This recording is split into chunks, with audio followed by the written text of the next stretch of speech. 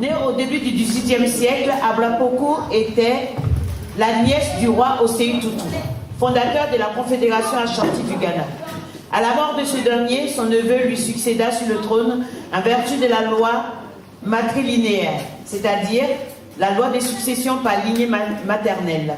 Mais cela n'était pas du goût de tous, surtout d'un certain Itsa, un vieil oncle belliqueux et envieux qui attendait tapis dans l'ombre la bonne occasion pour semer le trouble dans le royaume.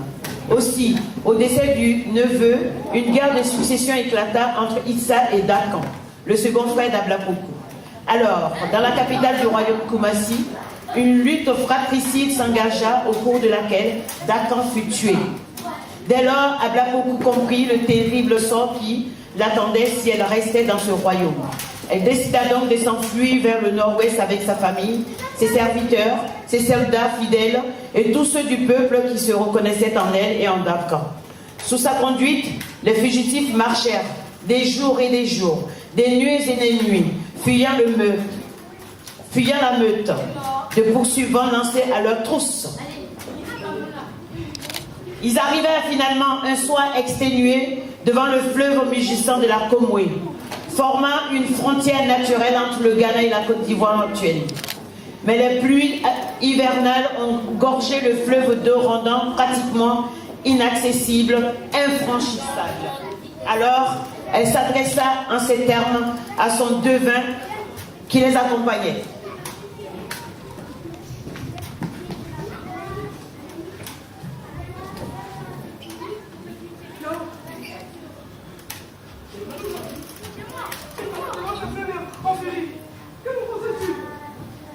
Reine, le fleuve est irrité, mais vraiment irrité.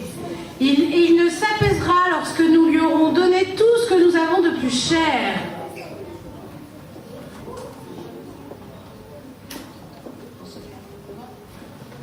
Dans ce cas, pour nos bijoux, pour nos parures, pour notre or.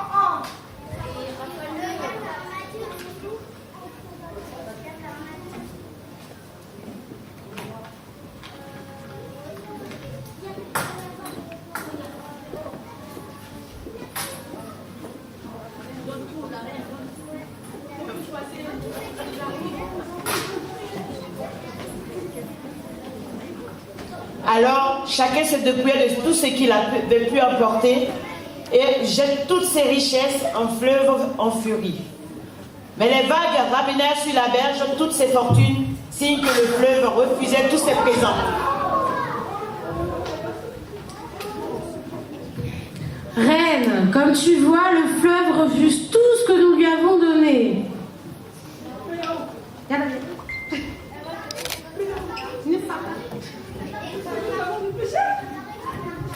Non, reine, ce n'est pas tout ce que nous avons de plus cher. Que pouvons-nous avoir de plus cher que le fruit de nos entrailles?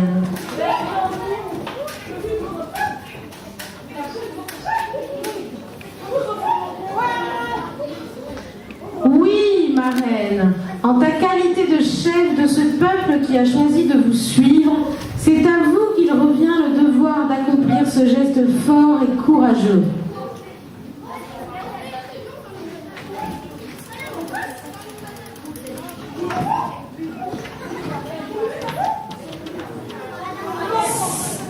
Si, reine, ton fils, ton unique enfant, en tant que reine, tu portes tout le poids de ce peuple qui t'est resté fidèle. Tu vas pouvoir oublier d'être mère et tu vas rester reine.